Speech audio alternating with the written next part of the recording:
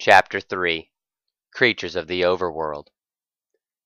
"Don't sweat it. I'll be back in like half an hour, tops," Rainbow Dash exclaimed from the front of the arcane vault. "I've just got to find Harmony. She'll know how to fix all this. She has to." "Rainbow Dash, don't leave me." The young filly heard herself sob under the rumbling of Cloudsdale's demise. "Seriously, kid, would I let the world be any less cool by disappearing?" And then the Pegasus was gone. In her absence, the young pony cried out her name, then Fluttershy's, then Applejack's, then "Harmony?" The roof of Equestria exploded, reverberating 1,000,000 times in gasping Pony's throttled head. The royal transport she was in shuddered as the balloons deflated and the gondola began its hurtling descent towards the burning world below. Outside the window of the arcane vault, thousands of Pegasi could be seen, screaming towards oblivion, until a wave of energy singed them to dust and pelted the collapsing airship with the mist of their combined effluence. Then there was an explosive jolt, a thunderous crash as the gondola hit the boiling skin of the earth. The pony shrieked, her body surging forward as the arcane vault toppled and rolled and skidded to an ugly stop outside the torn iron belly of the collapsed airship. The bitter cold silence that followed was haunting, leading the shocked filly to believe momentarily that she was actually dead. Upon opening her twitching eyes, she wished she had been. The landscape of Equestria was barren hovel, burnt trees and copper-brown grass. The riverbeds had dried up, the hilltops had sunken, and the roadways had been entirely evaporated, all in a flash. There was a crack in the arcane vault's door, where streams of purple magic hotly hissed off the bent surfaces of the exposed cataclysm. With a great deal of effort, the little pony nudged and finally broke the warped door open. She was immediately pelted with a cold breath of ash and sowy soot. Trotting out, she found the world slowly blanketed with an endless flurry of white powder, building up and up towards infinity. The wheels in her young head turned faster than they ever had before, and she realized to her utter horror that the snow was none other than the petrified remains of every Pegasus that had fallen out of Cloudsdale. And then sparks lit the air. Tiny hot pinstreaks of light bulleted downwards from the heavens. In utter dread, the pony forced herself to look straight up. She saw the twilight for the first time, its milky white grayness coalescing into an eternal miasma of dying stars. In the foreground of it all was a shadowy mass, spreading, thinning, growing into a hot crimson as it burned into the atmosphere. The last Pegasus gasped. The moon had exploded, and its smaller parts were falling earthward. The red-hot pinstreaks doubled, quadrupled, and suddenly the dead sky was bathed from east to west with shooting stars. A murderous thunder rolled through the neck of the world as hot, frothing meteorites of molten moon dust soared towards the earth by the hundreds, thousands, millions. A seething missile of rock soared past the pony, exploding a tree to her right flank. Another slammed into the ground ahead of her, dousing her coat in the lifeless gray soil. She turned, shrieking, and flew back towards the collapsed airship as burning rocks leveled the world to shattering craters of glass all around her. The shaking breast of Equestria knocked her off her hooves, so that she had to crawl, sobbing hysterically, towards a meager iron shell for cover. Once inside, she huddled beneath one of the battered arcane vaults, still laced with the scent of Rainbow Dash, and screamed as a gigantic shadow encased her, and a kilometer-wide husk of moon rock hurled its way towards ground zero. A ringing noise. The last pony woke up, gasping in a cold sweat. Octavia's record was looping with the needle bouncing repeatedly off the end of the disc. The lantern light in the boiler of the Harmony's cabin exchanged pulses of gentle flame, and through it all a ringing noise permeated, rattling the windows to the gray expanse beyond the cockpit. With twitching eyes, the adult Pegasus glanced over to see a metal spoke vibrating offensively against the surface of the homemade cowbell. Besides the alarm, a pair of Tesla coils flickered and sparkled incessantly. It was a Zelplin's proximity alarm. She was not alone in these clouds. Kicking out of the hammock, the filly limped towards the cockpit and checked the gauges. The autopilot was still activated and the ship was set to the same steady hover as it had been when she went to sleep. The young mare then hopped over the port side, deactivated the signal, and flipped open the nearest porthole. Peering outside into the ashen flurry, she spotted a floating black mass, the unmistakable outline of a sextuple balloon dirigible floating perpendicular towards her own.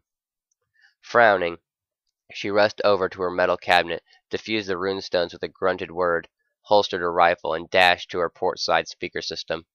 Cranking the valve, she sparked the device to life. pulled the spout closer to the porthole, and cocked the rifle out the window, aiming it at the offensive vessel. In an air of menacing authority, she uttered, "You had best turn around if you know what's good for you. This is my cloud, and if you don't agree, I'll be more than happy to reintroduce you to sea level." Her broadcasted voice crackled like thunder across the gray snowy clouds. For a second there, she wondered if perhaps her threat had been diffused amidst the blistering loud winds, or perhaps the strange pilot didn't pay her words any respect. But soon, a pleasantly nuanced thunder returned, and she realized in the haze of her own pitiful grogginess that it was none other than a very familiar voice. "Ha ha! We knew we would find you in this neck of the weather, Pony. It is I, Brucey. You should fear nothing of a kind friend who wants only business to do, ya?" The brown Pegasus rolled her scarlet eyes. Bruce. She retracted the rifle and leaned an apathetic face back into the microphone. "Bruce, this isn't exactly a good time. I just finished a really tough job, and I need to make clear for the northern reaches." "All the better to make exchange of goods, then. You are clever, Pony. Best not to turn away opportunity. What is the old expression? Do not look in the mouth of gift horse. Ha! Get it?" She took a long breath, her nostrils flaring slowly. She glanced over towards her workbench. The 7 colored gems were locked safely in their drawers, but the red flamestone, she had left it exposed in its open lead container. All the glimmer of the disenchanted rock was gone. The signal, the ever-important beacon, was currently a dead matter. Grinding her teeth slightly, she leaned her mouth with finality towards the spout. "All right, Bruce, bring her around, just like last time." "There is good, Pony. Smart Pony. I will try not to drag mud across your carpet, ya? Bring my port side to your bow." Verily, the black silhouette of Bruce's airship pivoted to the right and descended so that the hatch on its port side was level to the front of the Harmony's hangar bay. With an inward groan, the Pegasus strolled back to her cabinet and donned a jacket of leather armor. She hoisted a khaki cap over her shaved mane and slid a pair of goggles over her eyes. Just as the Harmony jolted from the flying merchant ship docking with it, she retracted her gun and slung it over her shoulder, making sure it would be in open sight of her guest. She descended the revolving metal staircase, trotted across the hangar deck, and spoke towards the runes lining the copper aperture entrance. "Ener, hedge 'em!" Cold white sleet pelted inward as the cat's eye doorway slid wide, revealing a slick oblong ship of green bulkheads covered with an ageless mildew. 6 conjoined air balloons bobbed and rattled above the awkwardly hammered together Zeppelin, sickly contrasting the degree of professionalism that embodied the Harmony. A metal walkway extended from a square-shaped door hatch in the merchant ship and formed a bridge with the Harmony's entrance. The door hatch of the opening vessel slid open with a rusted squeak, and a wave of smoke billowed out, partially shrouding a tiny furball of a figure that climbed out of the hatch upside down before fearlessly backflipping onto the center of the precarious plank. With a bushy tail and gray skin flaps that waved like a flag in the high winds, a half-meter-high flying squirrel swaggered his way towards the hangar of the Harmony. Clasped in his mouth was a cigar, which he absent-mindedly flicked before exhaling a wave of putrid fumes that further fogged up his copper-green pilot's goggles. "Harmony, as I live and die. Hopefully quicker than you, my friend, for you are more priceless, ya? Hehehe." "Bruce, when am I going to get this through your thick skull?" the Pony droned coolly. "Harmony is the name of my ship. It has nothing to do with me." "Comrade is much like ship." Bruce chomped on his cigar and patted clanking bulkheads of the hangar entrance with a smile. "She is unlucky without name. You would do well to take advantage of this. Big reputation you have. Rumor has it Pony client Gilliam had a huge cloud ship go down in flames. Boom! Dogs dying in sky. What were dogs doing in sky, Bruce will never know. Perhaps Pony does." She merely glared at him. "No smoking near my ship. Surely you learned that last time." "What, you mean this cancer stick?" He flicked the cigar again and leaned suavely against the edge of the aperture. "Let Brucey worry about Brucey's own cancer. Are squirrels extinct in Equestria? Yet, I think not. So why should Pony fret? Heh." Her goggled eyes narrowed. In one motion she flung her wings forward, The resulting gust of air tore the cigar from Bruce's incisors, sending the nicotine cylinder sailing down into the endless clouds beneath their conjoined vessels. Bah! He waved an apathetic paw. Plenty more cancer where that came from. Pfft! Why so serious, Pony? Live some before you die, maybe. He nonetheless smiled and motioned with his webbed limbs as he sauntered back towards his ship. Come, come, look at my wares before you toss Brucey down as well. You obviously know what you want, and Brucey knows what to give to you. She followed him, trotting across the metal bridge until she was inside the rodent merchant's foggy vessel. Sickly green lights beamed through the nicotine-filled haze as she politely held her breath and gazed closely at several racks of metal knickknacks. Gun stocks, ammo deposits, leather strips, holsters, kitchen utensils, rusted tools, sharp blades, chemistry sets, an array of expensive seedlings, salvaged artifacts, and a handful of other assorted junks pilfered from the equestrian wastes. The flying squirrel scampered effortlessly around the cramped cylindrical hollow like it was the inside of a fallen oak tree. I have recently come across most exceptional scrap from eastern shores. Not all of ocean is dead. You'd be surprised what your seahorse cousins leave behind. He turned on a record player to give a sudden store a pleasant ambience, but had to gruntingly kick the thing 2 or 3 times before the crumbling speakers half-heartedly played what sounded like a military funeral dirge in a thickly foreign tongue. My latest pride and joy is seedlings, fresh patch of trees for still thriving in northern motherland. He proudly waved his paws before an electrically illuminated array of vegetation, his bushy tail flapping in emphasis. Yeah, the world may be in ashes, but city of St. Petersburg still stands. You still wasting your harvest on bitter mushrooms, Pony? Don't lie to friend Brucey. I can smell it on your flanks, and Pony is only friend Brucey knows it still bathes. Ha! I found some beans recently, so I think I'm covered on that front.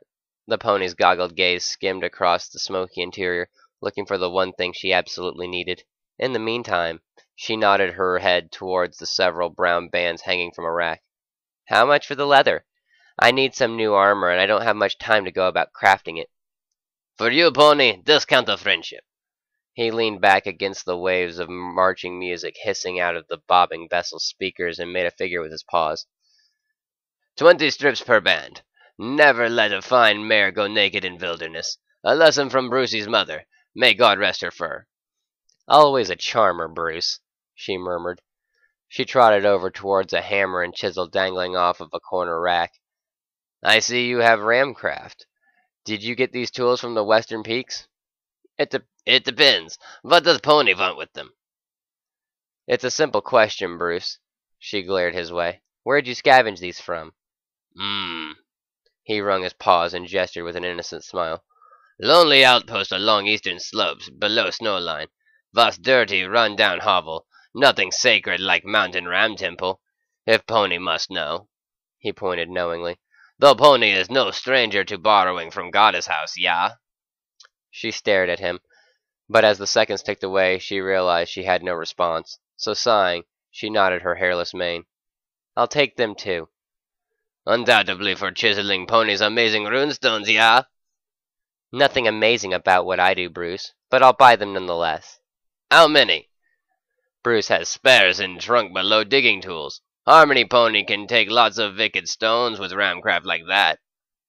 I can't go all out because there's one thing I need more than ever. Name it. The squirrel folded his arms and smirked, his green goggles glinting. Let Brucey be cursed first day I let down favorite equestrian customer. Flamestones. She glanced at him with an arched eyebrow. Any and all that you may have. Flamestones, He suddenly sweated, wringing his paws and chewing on his lower lip with a jagged incisor. Finally, he cleared his throat with a surprised show of strength and changed his expression. Yet, impossible. Pony asks for impossible. I am completely out of flamestones. The pony stared boredly at him. In one movement, she produced a leather pouch full of silver strips from her saddlebag and held it in front of the squirrel. He blinked and raised a pointed paw. I am not completely out of flamestones. Smiling sweatily, Bruce scampered over towards his pilot's chair, lifted the seat, and unraveled a tarp full of bright red rubies that filled the smoky corridor with a glittering kaleidoscope of crimson. Ta-da! Brucey always delivers just in time, yeah? I'll always be impressed, Bruce, the pony muttered as she trotted over to get a closer look at the much-treasured gems. So long as your stock of flamestones outlast your honesty. Pony, you wound me! He smiled while planting a melodramatic paw over his heart. We all have reasons for Silver Tongue. Mine is because I bite it so much. Who's putting the pressure on you this time, Bruce? She raised one of the 7 shimmering stones and refocused her lenses to study the enchantment closely. Harpy pirates? Dirigible dogs? Bah!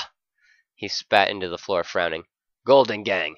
Wicked feathered bullied Badger and threatened Brucey within inch of incisors.